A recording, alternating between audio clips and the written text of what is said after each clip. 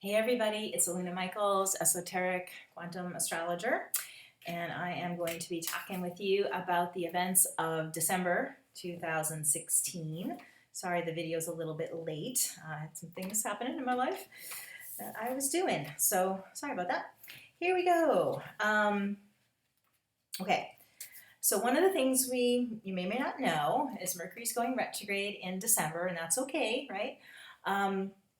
So Mercury is going, let's just give you the dates on that.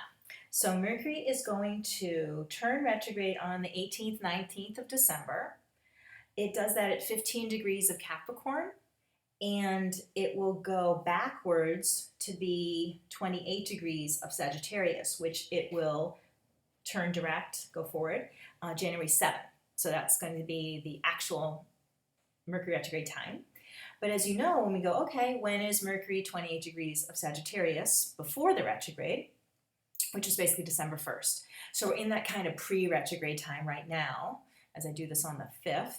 And then just for those of you who like to know when Mercury catches up with itself and truly goes retrograde, some people think, is the 27th of January. Because then you can get into, oh God, it's retrograde almost all the time when you look at those periods of time. But some people like those like to know those numbers. And it is interesting in your own chart to see when it does pass that point again, how you can maybe have assurance with what you've dug up, uncovered, and what's happened during that Mercury retrograde. Because remember, Mercury is, the planets or the energies, life doesn't just see a modern world, we got to keep going, got to keep sending those emails and texting and going about here and there and doing appointments. Mercury does this movement to help us deepen our understanding of ourselves. Mercury's about information and knowledge and doing stuff, but also what about doing stuff about me, about my process, about who I am. So it's a bigger question. So Mercury retrograde is great for meditation. It's great having revelations about things and seeing why, kind of behind the scenes, how you work in your subconscious. So that's always a wonderful time when Mercury goes retrograde. It's not as wonderful for getting places on time and things like that. Those sort of things that break down can get annoying, but it's not about things running smoothly on the external. It's about things running smoothly internally. So the more you kind of work with that, not that maybe other people are going to be late or still do that, you're running into those things, but they're not going to worry you as much. You'll know it's just part of a cycle. Okay, now what's interesting about the Mercury turning retrograde is it does it right next to Pluto. So Pluto's about the powers that be. A lot of people are saying, wow, that's when the Electoral College votes, right? The day it turns retrograde next to Pluto, it's like whatever that's about, people being tense just about the whole process or something. But on a personal level, Mercury with Pluto is a lot about, because it is in the sign of Capricorn too, which is about personal authority. And Pluto is like, what inhibits me maybe from having that personal authority? And the way I would look at that with the retrograde, maybe not so much people outside of you, but our own voices, maybe that we're so used to operating from, we don't know these are voices holding us back, intimidating us, what keeps you from being the most powerful way you can be? Pluto is a lot about potential energy, like the potential energy of the atom. When we discovered Pluto, it was in the 1930s when they were experimenting with atomic energy and finding out that this seemingly insignificant thing, the atom, has got everything in it. And it's got all this power in it. Power to destroy a city, power to give nuclear energy, so for good or bad, there's power in the tiniest thing. And so the idea of, because Mercury, the thoughts you think, the things you're saying, the people around you, the daily things you do, how do they make up who you are to empower or disempower you? And your own thoughts, especially. So Mercury, and when it's in Capricorn, it's a lot about kind of what makes up your structure, because Capricorn's got that element of like your skeletal system. So the basic thoughts you think, the day-to-day, again, they're sort of automatic, just who you are, how you are, this is me. How does that get dismantled? How does that get examined and maybe put back together if you want to put it back together? But this whole and again, if you're really into these Mercury retrogrades, looking at it as this whole kind of December, January time about, how do I do, why do I do what I do? Maybe because you're being around family as well, where those patterns come from, how you've inherited some patterns of thought, how you can free yourself from those patterns. Even it's a New Year's resolution about observing your thoughts and throwing out the ones that are not helpful. Another thing about Saturn is it can be the belief system. So the belief system comes out of a thought, and then it becomes, that's what it is. You just think a thought enough that it becomes a belief.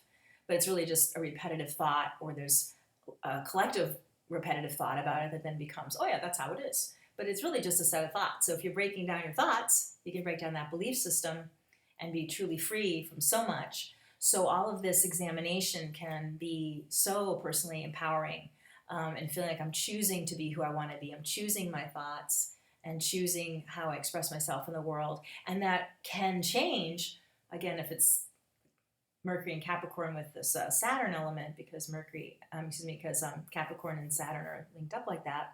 The structure of your life can shift. Do I really want to have this relationship with this person?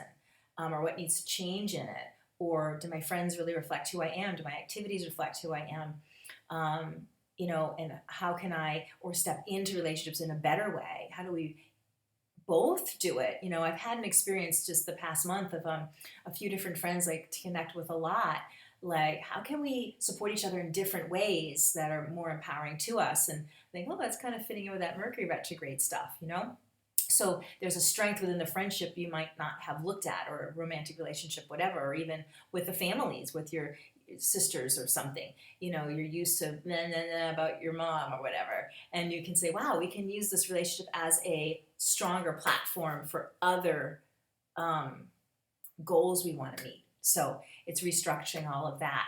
And then just on a basic thing about going into the new year with that Mercury retrograde, about New Year's resolutions. What are my higher goals, not just a New Year's resolution? And how do I become that person who does that thing and thinks the thoughts that get them there, and hang out with the right people, or use my time more wisely, and to allow that to happen, so it doesn't seem like it's impossible. It's like it's possible if I just maybe adapt just even a few things.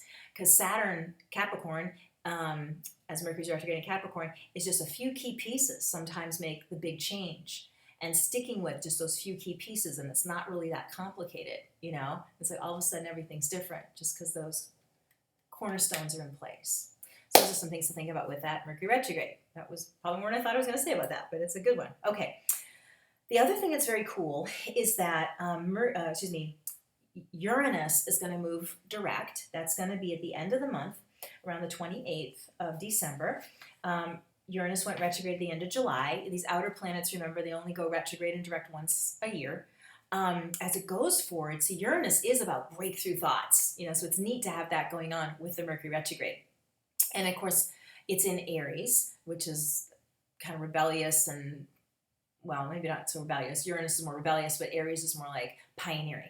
So this idea of like, I can try something new, I can be new, I can be different, I can release the past and move on, great end of the year kind of stuff. And as Uranus does that, Jupiter, which is also very adventurous and new horizons, is going to be connecting in with, it's going to be opposite Uranus.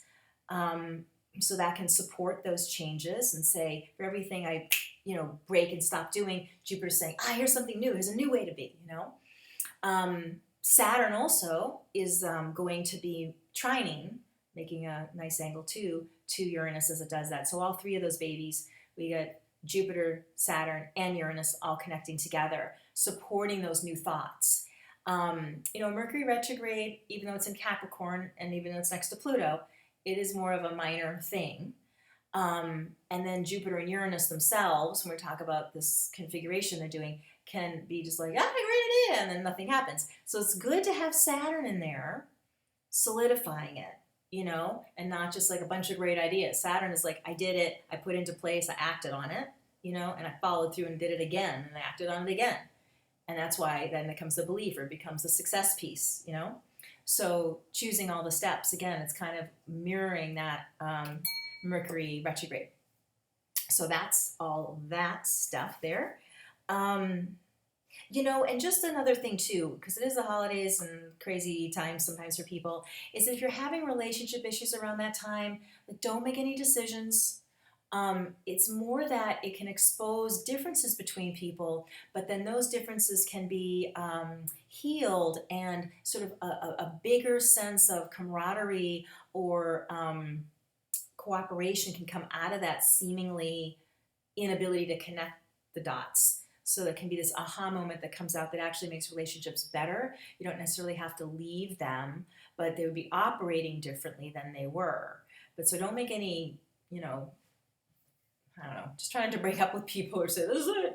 It's like, the relationship as it is shifting. Like I mentioned about my friends, with the Mercury retrograde, it's like, how are we supporting each other in higher ways? How are we, allowing this phase of our relationship to go die or just be released, and we're bringing in a new element. Don't necessarily have to leave the person behind, but how does it, we can adapt new ways, but it might feel dramatic at the turnaround time there between Christmas and New Year's. The other thing, just to say quickly, is Mars is moving into Pisces in December, and it's going to connect with Neptune, and that actually is going to be the 31st and the 1st of January. So Neptune is connected with Pisces, so to have Mars doing that next to the Neptune is interesting, and it's definitely dreamy. What can I do? It's also what I'm afraid to do, or what I'm afraid will never happen, or and so it's that idea of the positive imagination, and so it's a great visionary time to kind of put in place with all of these pieces and say, I get to have my dreams come true.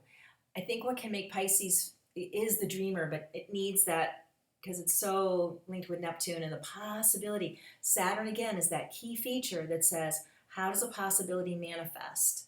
People think Saturn can be a boring planet, or it's going to just make me unhappy. But Saturn, it's like if we didn't have skeletal systems, we'd be blobs. We'd be amoebas or amoeba-like.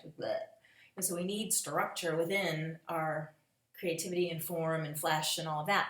So Saturn is like, I want to make sure this happens. I want to make sure your dream happens. And so that means sometimes you have to ask specifics about the dream. The shows like Shark Tank or something, people come out with this great idea, which is Uranus can be the great idea, and Neptune is like the dream of the idea. But those people, who have the money to make it happen, it's like, how's it going to happen? What's your business plan? How much, have you made so far with this product? And how is this dream becoming real?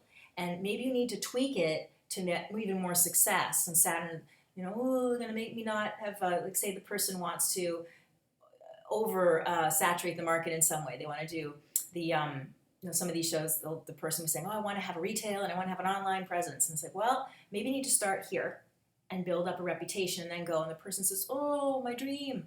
But it's like, this is going to lead to the success. The Saturn can scale it back and then have the dream come true. Otherwise, the dream might not happen without enough consolidation, clarity, and all of that.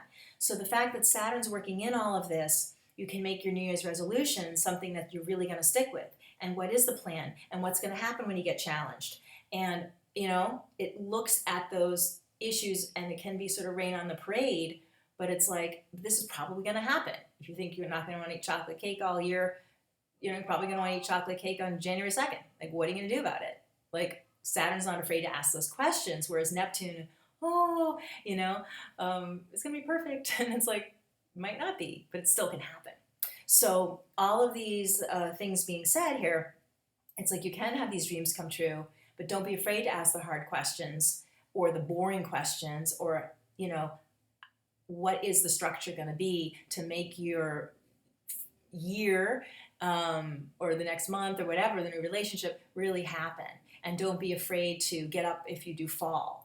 Because that's what this undergirding of all the Saturn and the Mercury retrograding in Capricorn is all about. You're not failing, you're just stumbling and falling over. You just keep going. And what are the things we learned from that to help the dream really be the dream, or that great idea of Uranus and stuff, not just be an idea that floated away and didn't happen. So hang in there. And again, just the last thing to say with Mercury retrograde, there can be all the misunderstandings, the blah, blah, blah, and just kind of roll with it. and trying not to, again, make that the focus of things with a Mercury retrograde, and use your extra time if somebody's late.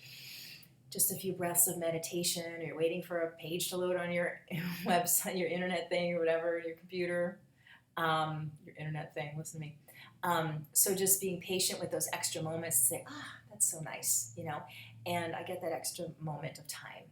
And if there's confusion between people, it's like, maybe, why don't we table this and talk about it later, even if it's a problem with your kids or whatever, and then maybe when you're separated from each other, even one goes into the room, one goes into their room in your house, now I know how to approach it.